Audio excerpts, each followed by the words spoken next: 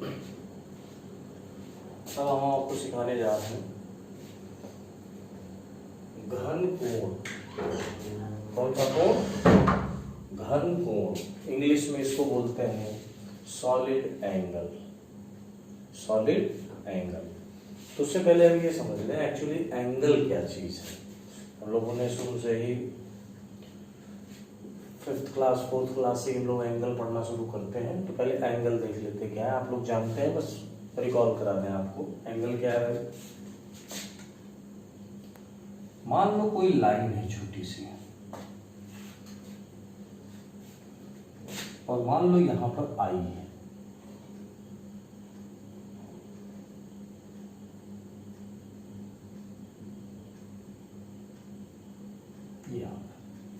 तो ये लाइन इस आंख पर कितना एंगल बनाती है, सबटेंड करती है। ठीक है, तो क्या करते थे हम लोग, इस लाइन का निचला सिरा मिला दिया, इस लाइन का ऊपरी सिरा मिला दिया, और ये जो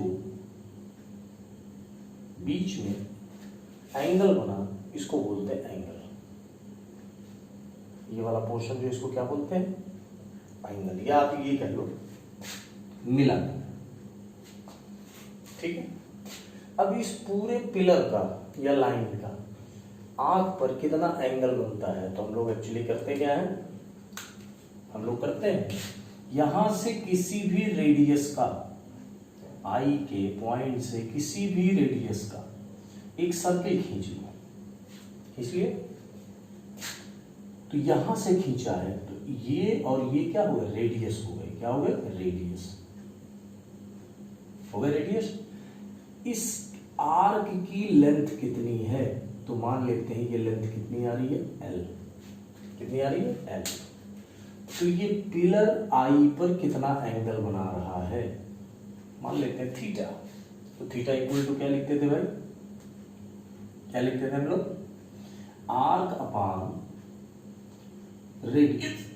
क्या लिखते थे, आर्क अपान रेडियस। या फिर हिंदी में इसको अगर हम बोल दें तो इसको लिखते हैं हम लोग चाप बटा त्रिज्या।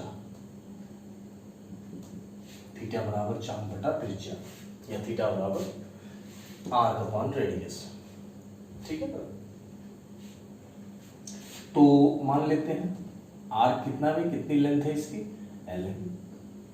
रेडियस कितना है, आर है।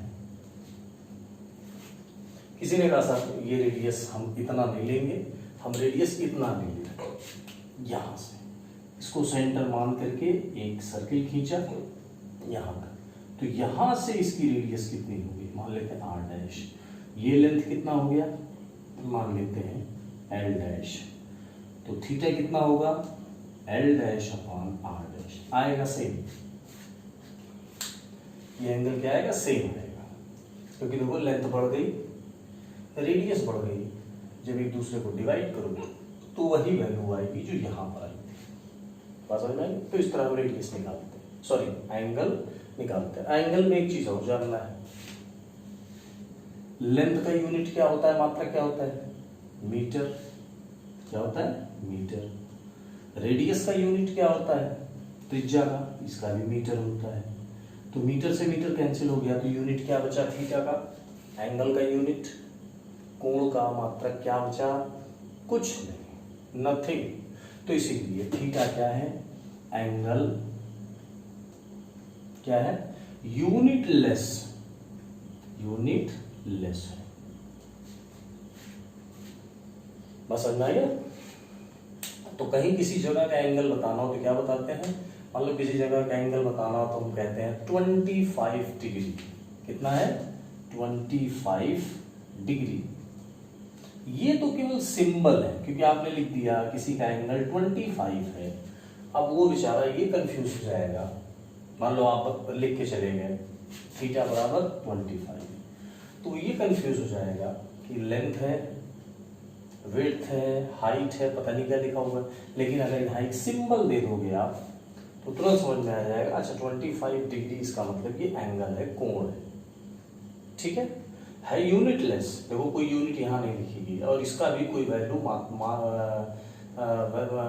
मान नहीं होता है। ठीक, लेकिन एक सिंबल के फॉर्म में लगा देते हैं बस। तो इस तरीके से हम किसी का एंगल निकालते हैं। सॉलिड एंगल क्या है भाई? अब जरा देखिएगा, कुछ प्रॉब्लम यहाँ फंस जाएगी।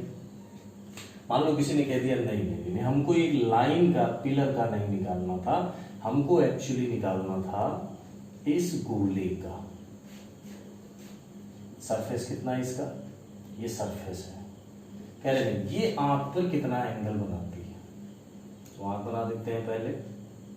मुझे बनाना तो आता नहीं हमको, ऐसे रफली बना देते हैं, ठीक है।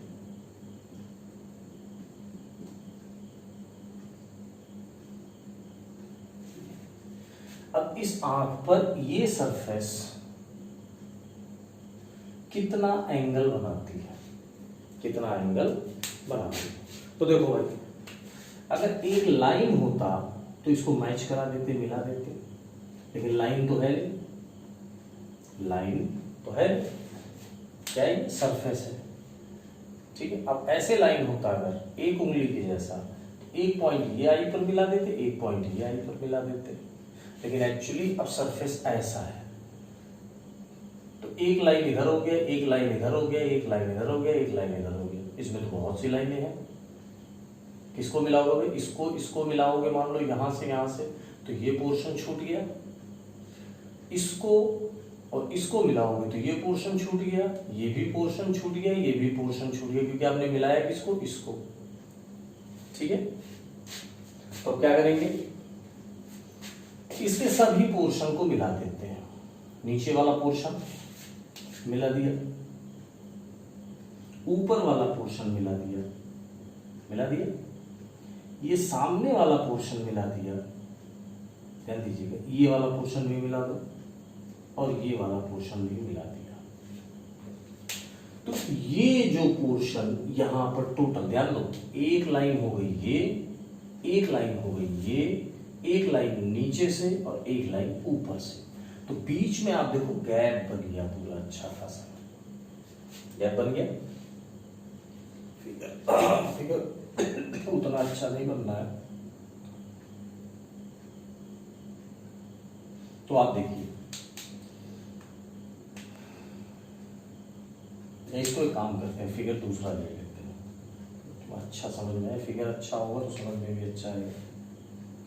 मान लो ये पोर्शन है, मान लो ये पोर्शन इस तरीके से कोई प्लेट है, ठीक। ये तो वन डायमेंशनल था, लाइन क्या होता है, वन डायमेंशनल, लेंथ है तो लेंथ ही रहेगा।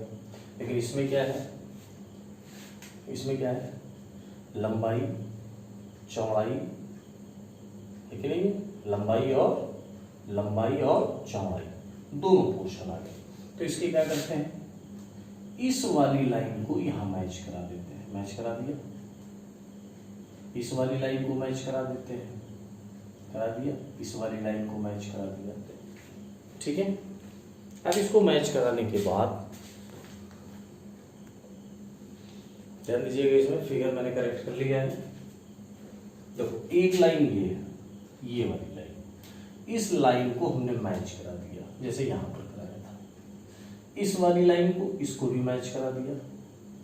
तो कोई सरफेस अगर है तो इस लाइन को हमने मिला दिया, इस लाइन को हमने मिला दिया, एक लाइन देखो ऊपर भी है, इस लाइन को भी हमने मिला दिया और नीचे वाली लाइन को भी हमने मिला दिया।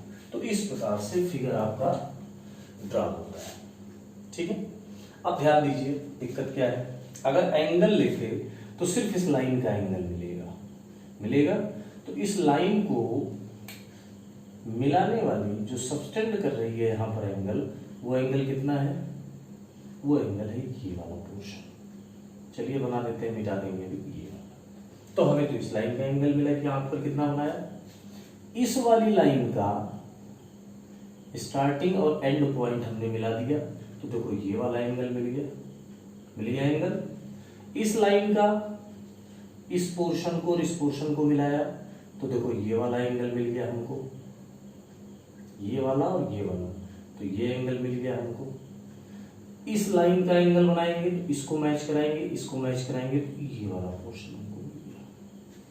तो एक्चुअली इतना एंगल बन रहा है अंदर से, इतना एंगल ड्रा हो रहा है, ठीक है, इतना एंगल ड्रा। इसी को बोलते हैं सॉलिड एंगल। क्या बोलते हैं?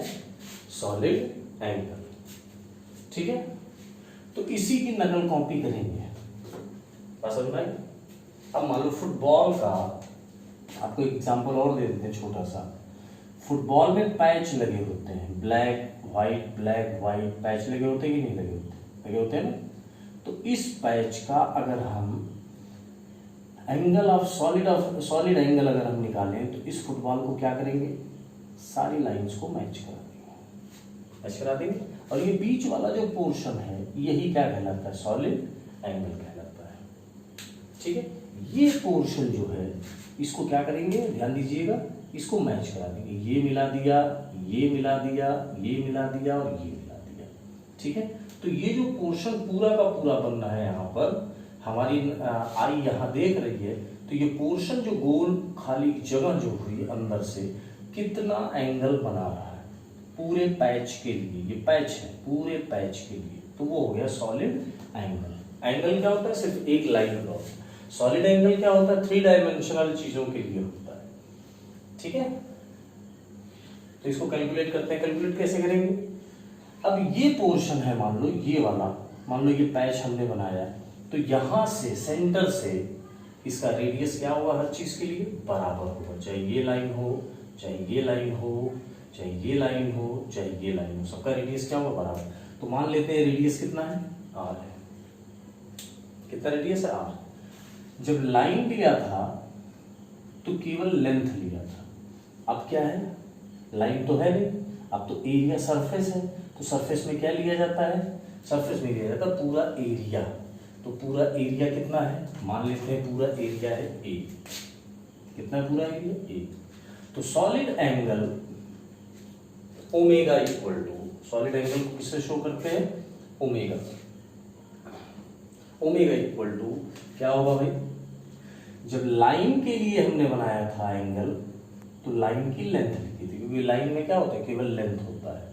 लेकिन सरफेस बना रहे हैं तो सरफेस के लिए जब एंगल लेंगे तो सरफेस के लिए एरिया लेना पड़ता है, एरिया अपॉन, ठीक है। कॉपी है इसकी, नकल है इसकी अनुरूप नकल कर रहे हैं बस केवल, ठीक। एंगल क्या होता है? यूनिट लेस, मात्रक नहीं होता है, तो इसका भी मात्रक नहीं होना चाहिए। तो ध्यान दीजिए, इसके नीचे तो r लिखा था, मान लो इसके नीचे हमने r लिख दिया, ठीक है। तो क्या दिक्कत हो सकती है? आप देखिए, एरिया का मात्रक यूनिट क्या होता है? Metre square. डिस्टेंस या रेडियस का यूनिट या मात्रक क्या होता है? मीटर होता है। तो मीटर से ये कट गया, क्या बच गया? मीटर। लो, गड़बड़ हो गया कि नहीं गड़बड़ हो गया? सॉलिड एंगल का यूनिट आ गया, और जो कि एंगल का यूनिट नहीं होना चाहिए, तो उसके लिए क्या जरूरी है? इसको भी स्क्वायर कर दें, ताकि इसका जब यूनिट लिखोगे मीटर स्क्वायर और कैंसिल होकर के क्या आएगा? नथिंग। अब ठीक है, तो इसीलिए सॉलिड एंगल का ये फार्मूला होता है। सॉलिड एंगल का क्या होता है? ये फार्मूला होता है, ठीक है। At any point, a surface subtend the angle. That angle is known as solid angle. ये तो इंग्लिश हो गया। हिंदी में क्या बोलेंगे? किसी सतह द्वारा उसके केंद्र पर जितना कोण चारों तरफ से बनाता है, सरफेस है, मान लो मैं ये देखता हूँ पैड, ये है सरफेस। इस सरफेस में मान लो यहाँ सेंटर है, तो यहाँ से इसको मिला दीजिए, यहाँ से इसको मैच करा दीजिए, यहाँ से इसको मैच करा दीजिए, यहाँ से इसको मैच करा दीजिए। तो जितना एंगल ये बना रहा है, ठीक है, वो एंगल कहलाती है सॉलिड एंगल। किसी सतह द्वारा किसी केंद्र पर अंतरित कोण क्या कहलाता है? घन कोण ओमेगा कहलाता है, और इसका कोई यूनिट नहीं होता है। लेकिन सिंपल अगर हम एंगल के बारे में बात करें, तो मैंने आपको बताया कि कोई थीटा बोले अगर कि एंगल जो है वो है 25, तो हम लिख देते हैं डिग्री, सिंबल केवल कि भैया एंगल है। इसके लिए भी क्या लिखेंगे, मान लो किसी का आ गया 35 डिग्री। अब कैसे डिफाइन करोगे कि एंगल है कि सॉलिड एंगल है, बात समझ में आएगी। तो कोई यूनिट नहीं होना चाहिए, लेकिन फिर भी जिन्होंने इसको बनाया उन्होंने कहा नहीं यूनिट नहीं है, इसीलिए फिर भी इसका एक यूनिट हम जबरदस्ती लगा देते हैं। वो क्या है, वो है स्टेरेडियन। स्टेरेडियन, बात समझ में आई। यूनिट लेस होने के बावजूद भी इसको एक सिंबल दे दिया स्टेरेडियन। अब जैसे ही हम देखेंगे कहीं स्टेरेडियन लिखा हुआ है तो हमें ये पता चल जाएगा कि ये एंगल नहीं है, बल्कि कौन सा एंगल है, सॉलिड एंगल है, सिर्फ पहचान के लिए। ठीक है।